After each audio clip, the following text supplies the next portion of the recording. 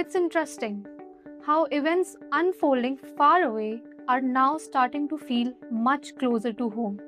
What once seemed like isolated shifts are increasingly influencing how the global economy functions. And here we are in 2026, where disruption isn't really occasional anymore. It's becoming part of the operating environment, which also raises a larger question: how prepared are supply chains to handle this kind of constant disruption? You're listening to The Thought Line, a Forvis Mazars podcast, where we explore the ideas and insights shaping industries and economies across the globe.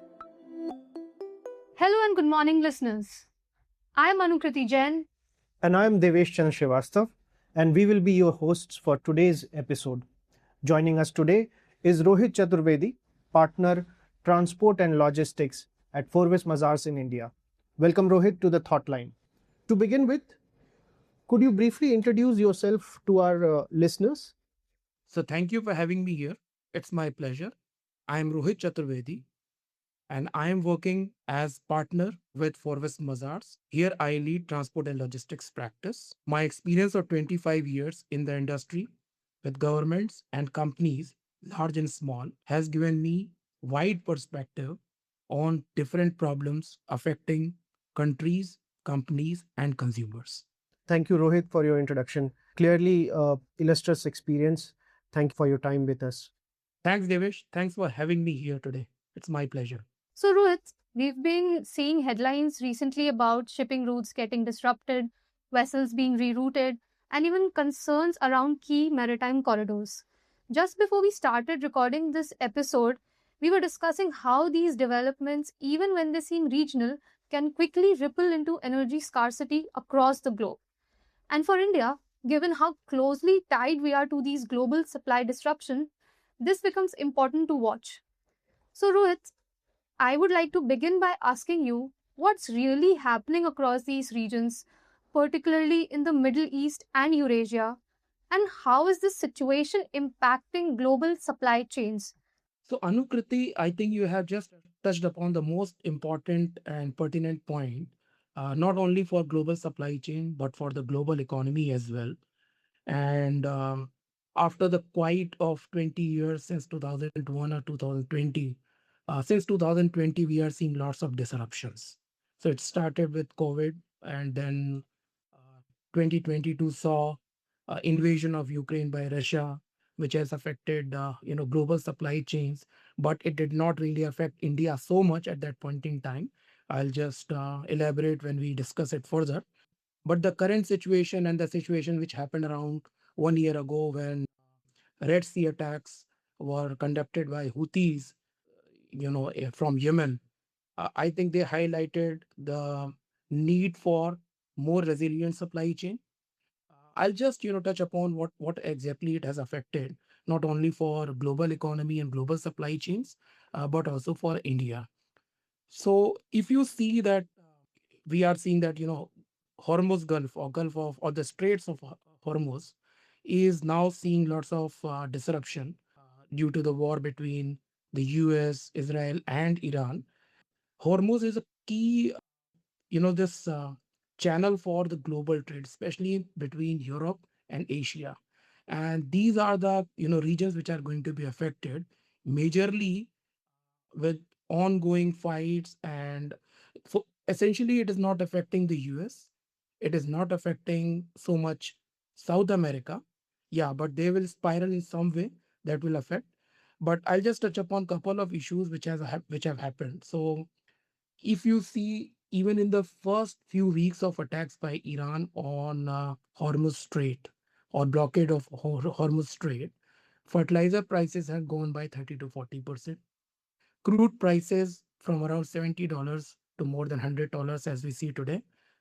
And the major point is that the crude and the petroleum products are not only the end products, they affect the entire supply chains.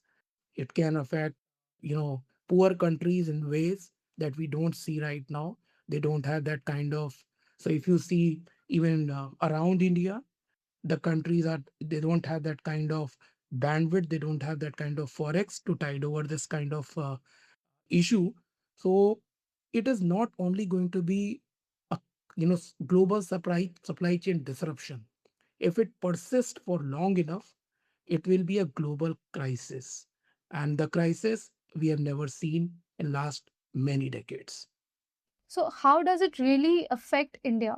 So Anukriti, it is going to affect India in a major way, as we are the major importer of crude, and we are also major importer of fertilizer, LPG, and LNG, which goes as a feedstock for different kind of fertilizers. If you see, Red Sea corridor or Hormuz Strait almost caters to 50% of our crude requirement, more than 50%. It caters to 86% plus imports of LNG, which goes into fertilizer as a feedstock.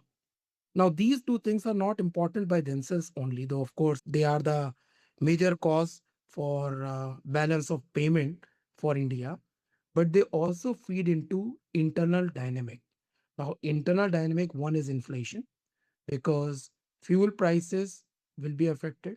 That is one, and that can affect the prices of everything from transportation, from manufacturing to services, and everything is going to be affected by higher fuel prices. Second is subsidies. So Indian government gives lots of subsidies on fertilizer. It was based on certain assumptions, and those assumptions are under attack, and that can cause, if the war persists for even few months, it can cause tens of thousand crores of outgo as subsidy by the government of India. So that is also going to affect fiscal health, and that means the welfare of the society. Rohit, the other day while we were discussing about the episode, you also mentioned that the industry is talking about creating a resilient economy and resilient supply chain. How is this concept really relevant now? So, Devesh, I think it has become ever even more relevant after the 5 years of disruption, and not only because of wars, not because of tariffs. There are other issues which are going to affect this global supply chains, global logistics operation, and the economies, which we have not seen in our history. So those changes might come from, say, AI. They can come from climate changes. They can come from geopolitical strains. I'll give you an example like rare earth materials, which have been mostly controlled by China, are used as bargaining chip when Japanese said that they would be supporting Taiwan in their event of any war. China restricted that supply. It happened before also. China used that particular strength against the US to negotiate favorably on the tariffs as well. Answering your question, resilience is going to be the key word for any country, any economy, any industry, any company, especially those who are very exposed to international logistics chain, international supplies. And if you see the evolution of resilience also, before 2022, we used to have, in fact, I'm advising the clients for almost couple of decades and above, and they were the part of BCP, business continuity plan, but they were never tested. So they were only theoretical exercises where we had couple of tier 2 or tier 3 suppliers, but they were never tested whether they can really this perform in the real stress situation. So I'll just divide evolution into two parts. One is pre-pandemic to 2020 was the pandemic year, and second is post-pandemic. Pre-pandemic, it was the focus was on efficiency. The focus was on low cost, say, supply chain. Even logistics and supply chain functions were seen as cost center, where the only focus was to reduce your cost year on a year basis, and that was the goal. There was no board level discussion per se in a very serious way. Beyond 2020, of course, when the companies and the countries were caught by surprise, they started thinking more on resilience. But to my utter surprise, I'm still seeing the companies especially, are not very proactive in making their supply chain, despite the lip service that they have been giving. Not many companies are ready for these kind of disruptions. The companies who are doing will reap the benefit, but still, I am seeing it is maybe done by 1 or 2% of companies, not more than that.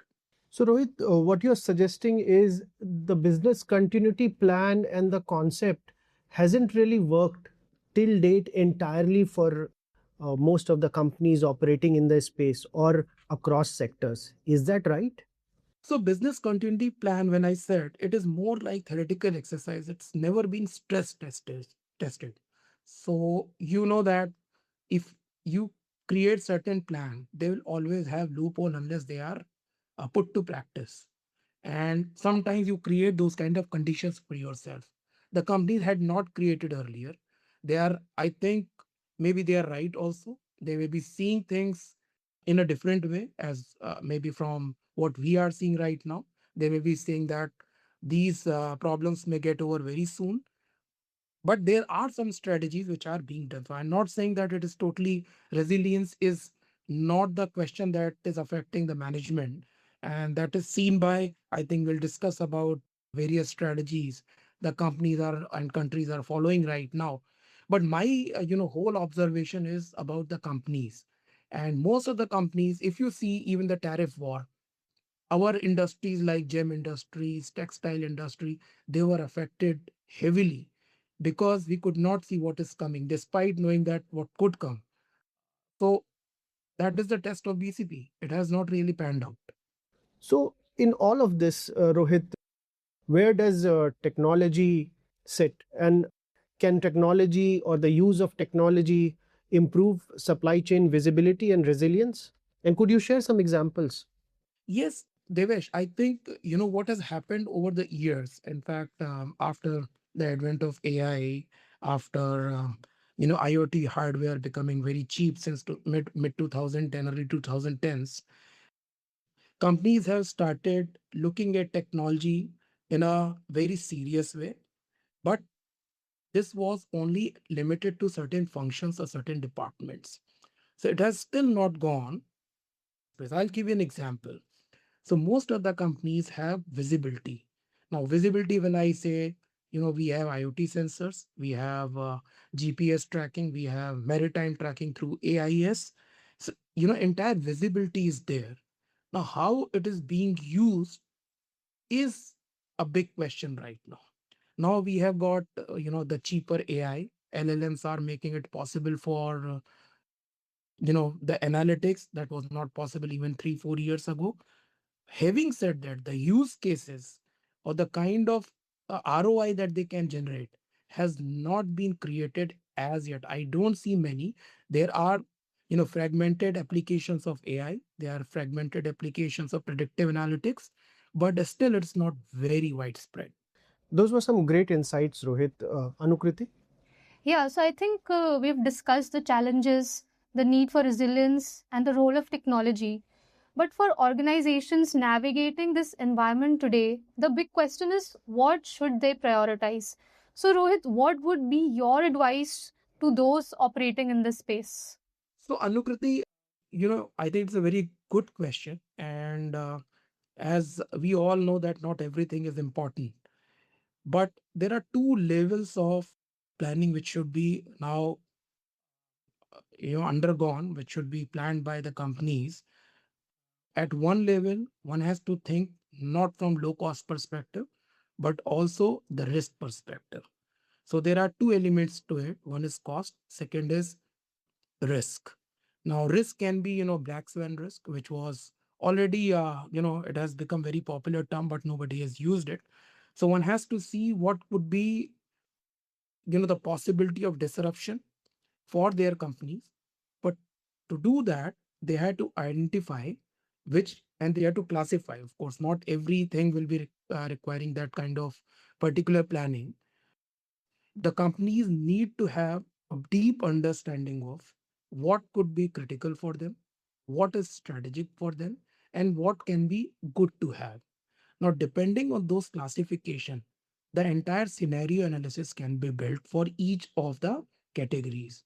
So scenario analysis is again, it is not based on the this known outcomes, but it is also very creative exercise.